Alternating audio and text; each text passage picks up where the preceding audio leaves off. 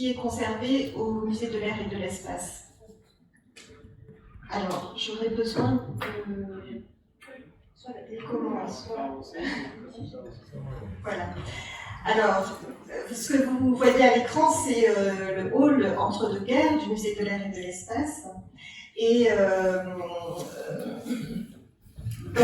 dans cet espace sont présentés les témoignages des raids, donc à l'instar de celui de Pierre de Saint-Roman qui nous réunit aujourd'hui, et qui nous montre que ces objets sont nombreux et d'une grande diversité. Et forcément, dans une exposition, on ne montre qu'une petite partie de tout cela. En plus, dans un hall chronologique qui montre à la fois les débuts de l'aviation commerciale. Vous voyez ici le caudron Simoun repeint aux couleurs de la compagnie Air Bleu, qui montre aussi, ce hall montre aussi le développement des compétitions sportives aéronautiques avec le vol à voile et les développements de la voltige. Et finalement, les raids, ils sont évoqués essentiellement à travers le défi des traversées transatlantiques. Et l'accent est mis notamment sur l'exploit de Coste et Bellonte, avec la silhouette de cet avion rouge, le point d'interrogation qui domine l'exposition. Donc, parti du Bourget, cet avion et son équipage accomplirent, vous savez, la première traversée sans escale de Paris à New York. Et ce fut un événement qui contribua énormément au prestige de la France aux yeux des autres nations. Et le point de vue français de l'époque a eu tendance aussi à minimiser l'exploit de Lindbergh au regard des tentatives de traversée de l'Atlantique dans le sens est-ouest, qui relève d'une difficulté plus grande en raison notamment des vents contraires. Alors, l'un des théâtres de ces grands raids, eh bien, c'est le lieu lui-même du Bourget. On peut passer la diapositive suivante. Puisque l'aéroport est non seulement le point de départ des premières lignes aériennes commerciales régulières, du Paris-Londres notamment, mais aussi un site emblématique de l'aventure des raids aériens. Ces exploits légendaires sont incarnés par, bien sûr, les aviateurs qui ont été cités, Charles de Lingesser, Robert Colly, Charles Lindbergh, Dieudonné Coste, Maurice Bellonte. Et tous ces raids ont forgé le mythe du Bourget, notamment à partir du 21 mai 1927, avec l'arrivée de Lindbergh, accueilli par une foule indénombrable qui s'est rassemblée en pleine nuit pour célébrer cet exploit. Mais des performances plus méconnues ont aussi marqué l'aéroport du milieu des années 20 à la Seconde Guerre mondiale. Et je donnerai un autre chiffre. On dénombre 70 raids au départ du Bourget, au cours de cette période de l'entre-deux-guerres, vers des destinations lointaines, Madagascar, Saigon, Nouméa, Santiago du Chili, Tokyo, d'innombrables aventures au départ ou à l'arrivée du Bourget. On peut passer à la diapositive suivante. Alors au musée sont conservés des avions tout à fait légendaires, donc le point d'interrogation qui accomplit les 1er de septembre 1930 cette traversée Paris-New York, et qui révèle aussi la préparation extrêmement minutieuse de cette aventure, en particulier sur le plan météorologique. Donc on peut dire que ce vol inaugure vraiment la navigation moderne, qui exploite les éléments naturels, que sont les courants aériens, sans suivre invariablement et forcément le trajet le plus court. Pour parler du retentissement de cette traversée, donc l'avion, à son arrivée, à Curtis Field, après 37 heures et 12 minutes de vol, est accueilli par 25 000 personnes. Et Lindbergh est le premier à féliciter l'équipage. Les héros ont droit à une ticket parade dans New York, puis ils accomplissent le tour de l'amitié à travers les États-Unis, avant de rentrer finalement par bateau en France. À Paris, en même temps, l'enthousiasme populaire qui accompagne l'annonce de la réussite du raid est comparé à celui qui a présidé la proclamation de l'armistice en 1918. Et le soir du 2 septembre 1930, c'est une foule de 100 000 personnes qui se pressent sur la place de la Concorde. Donc c'est dire l'engouement des publics pour ces événements aéronautiques. Et on sut finalement qui se cachait derrière le point d'interrogation. Il s'agissait du parfumeur François Coty, qui était des commanditaires de l'avion, qui conserva finalement son nom. Et je ferai un autre parallèle avec le domaine de la parfumerie que je connais bien pour avoir travaillé dans mes précédentes fonctions au musée de la parfumerie. Il y a aussi d'autres liens de cet avion avec la parfumerie, puisque en 1930, Ernest Daltroff et Michel Morsetti, les nés du parfumeur Caron, créent le parfum en avion, qui sera commercialisé en 1932, en hommage au raid de Coste-et-Bellonte. Ce parfum épicé est aussi dédié à Maryse Bastier, une autre aviatrice fameuse, qui bat le record du monde de la durée de vol en même temps, et qui dit s'asperger d'eau de Cologne afin de tenir éveillé plus de 37 heures. Donc cet exemple un peu anecdotique, j'ai plaisir à vous le citer, parce qu'il montre à quel point les raids et les exploits aéronautiques fascinent la société et inspirent les créateurs qui investissent le quotidien de l'époque. Un autre avion tout aussi fameux, c'est l'Oiseau Canari, qui décolle le 13 juin 1929 d'une plage du Maine, aux États-Unis, pour traverser l'Atlantique Nord. Et au-dessus de l'océan, l'équipage découvre un passager clandestin. Donc, plus question d'atteindre le Bourget, l'avion est trop lourd, et le vol de 29 heures et 22 minutes s'achève en Espagne, mais c'est là quand même la première traversée d'un avion français. Après son arrivée, l'avion a enchaîné une exposition de 15 jours aux Tuileries pour célébrer cet événement, puis une tournée promotionnelle à travers la France et l'Europe jusqu'en septembre 1929. Et dès 1930, il est question déjà de l'exposer au musée de l'Air. Finalement, il est acheté en 1932 par le ministère de l'Air à Madame Lotti, puis cédé la même année au musée, donc livré à Chalais-Meudon, le site du musée à l'époque, le 18 novembre 1932.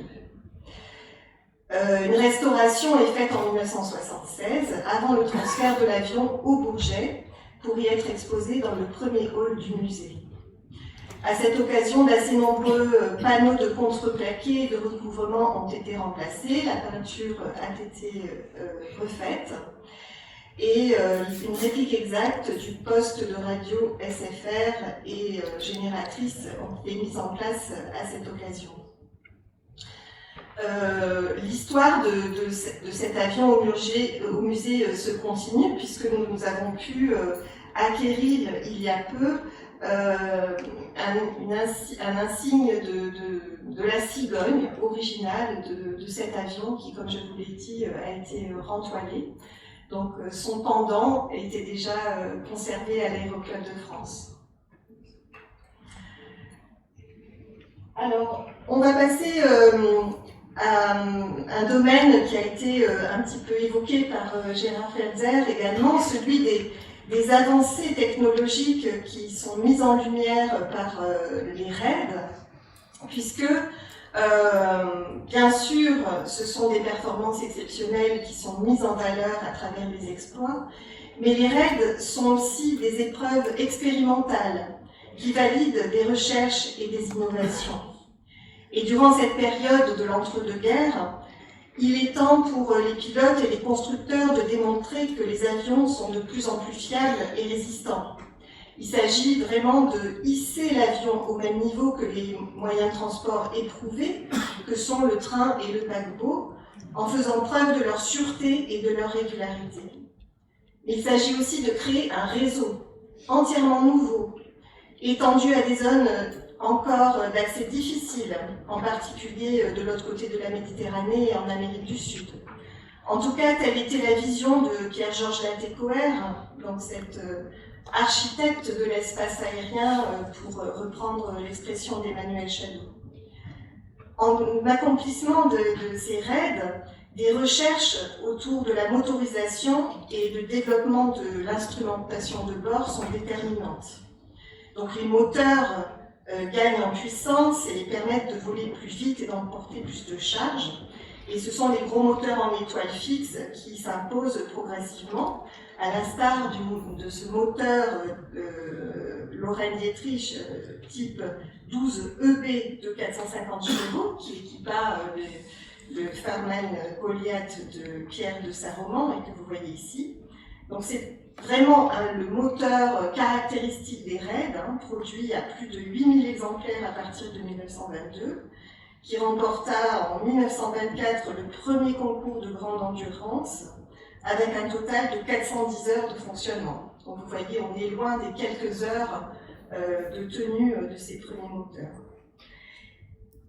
Sa fiabilité est notamment confirmée sur les hypothèses 25 de série qu'il équipe, dont ceux de l'aéropostale, et sur de multiples avions de raid comme le Brevet 19, le Levasseur BI-8 ou encore le Bernard 197 Grand Raid.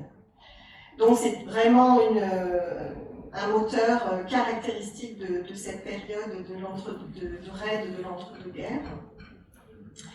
Et les industriels développent toutes sortes de solutions techniques adaptées aux évolutions de l'aviation et au raid.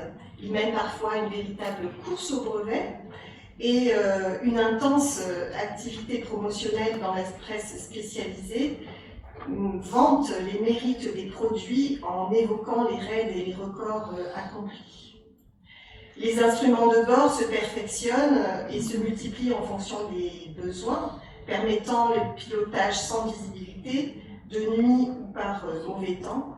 Et grâce à l'horizon artificiel et ses dérivés, tout comme contrôleurs de vol et autres compas, vous voyez ici le compas de navigation de la marque Vion, utilisé lors du raid Le Bourget-Omsk, les 14 et 15 juillet 1926, par le capitaine Lucien Gérier et le lieutenant François d'Ordilly. À cette occasion, ils ont battu le record de distance à bord d'un BD-19 en couvrant les 4700 km qui séparent le Bourget de Omsk en Sibérie. Voilà, durant le raid, le compas, bien sûr, a permis aux pilotes de tenir le cap suivi par l'avion. Vous voyez aussi sur cette image le poste radio-émetteur de secours du Cousinet 70 Arc-en-Ciel. À bord de cet avion, Jean Mermoz traverse l'Atlantique Sud entre Saint-Louis du Sénégal et Natal le 16 janvier 1933. Il montre de cette façon la capacité de l'avion à assurer la liaison commerciale transatlantique et cette performance démontre aussi la viabilité économique du trajet, puisqu'il sert de validation au prototype conçu par René Cousinet, un appareil trimoteur à structure bois et revêtement en contreplaqué. On peut montrer la diapo suivante. Donc en plus des objets techniques relatifs au raid, d'autres pièces de la collection du musée permettent de témoigner d'une approche des raids que je qualifierais de plus anthropologique, comme par exemple le canot de sauvetage du point d'interrogation, utilisé lors de la tentative, enfin pas utilisé justement, lors du raid Paris-New York mené par Dieudonné Coste et Maurice Delonte. Et ce canot, qui est censé augmenter les chances de survie des aviateurs en cas d'amérissage, avec un cerf-volant qui était destiné à alerter les secours pour compléter ce dispositif, il nous fait étonnamment penser à un jouet de plage. C'est vraiment un petit bateau équipé d'un gonfleur à bras, et ce faible moyen de secours témoigne finalement peut-être plus que n'importe quel autre récit du risque encouru par les équipages. Vous voyez aussi le roule-note du raid Paris-New York de 1930, donc une bande de tissu de 4,80 m de long qui porte les inscriptions rédigées par Maurice Delonte durant la durée du raid transatlantique et d'une partie de la tournée américaine qui s'en est suivie. Donc il a noté divers relevés, des caps qui est suivi, des mesures astronomiques, des latitudes et longitudes, mais aussi les transcriptions d'échanges radio par TSF. Donc c'est vraiment un témoignage émouvant de la communication à bord de l'avion du raid. J'ai aussi choisi de vous montrer ce beau portrait de Maryse Bastier en tenue de vol, datable de 1930, car la photographie fut sans doute le vecteur majeur de la diffusion des raids. Et preuve en est, en tout cas au Musée de l'Air et de l'Espace, du nombre indénombrable de photographies qui est conservé au centre de documentation du musée. Mais ce genre de portrait féminin d'aviatrice témoigne aussi du rôle émancipateur des femmes pilotes de raid durant l'entre-deux-guerres, puisque avec Hélène Boucher et Adrienne Bolland, Maryse Bastier fait partie du trio d'aviatrices qui ont milité pour le droit de vote des femmes. Alors ce fut de courte durée, puisqu'elles durent abandonner leur entreprise après la mort d'Hélène Boucher et sous la pression de leur transport. Mais l'exposition médiatique de ces femmes n'en reste pas moins une transgression dans le monde aéronautique très masculin où la rhétorique qui domine les récits des exploits de l'époque est très viriliste. Je vous montre maintenant quelques objets qui... Oui, on peut... Très bien. Quelques objets qui appartiennent à ce qui fut appelé autrefois au musée la collection des reliques. Et face à la puissance évocatrice des restes matériels de ces objets, fragmentaires, brisés, abîmés, on comprend bien le sens de l'expression relique. Donc vous voyez un flotteur d'hydravion, LATAM 4702, qui est le reste de l'hydravion qui décolla le 18 juin 1928 avec pour mission de secourir les survivants du dirigeable Italia, accidenté en Antarctique durant une expédition polaire. Et l'hydravion, parti pour sauvetage, disparu aussi, ainsi que tout l'équipage, incluant le célèbre explorateur Roald Amundsen, et le flotteur constitue l'un des rares débris découverts par la suite. Je termine juste là-dessus sur le détail du pneu du train de l'Oiseau Blanc, une photo réalisée par l'artiste photographe Axel Ruamoli. Voilà ce train d'atterrissage, largué peu après le décollage de l'avion, reste l'unique témoignage de l'appareil de Charles Majesser et François Colly, disparu le 9 mai 1927 dans la tentative de traverser l'Atlantique Nord quelques jours avant Charlesberg.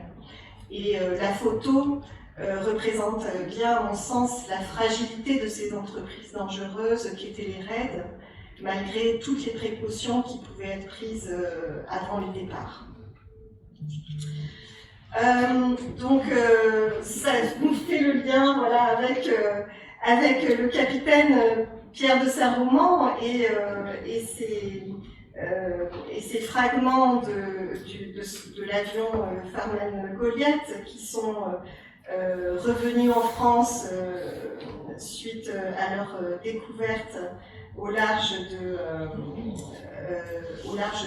Belém et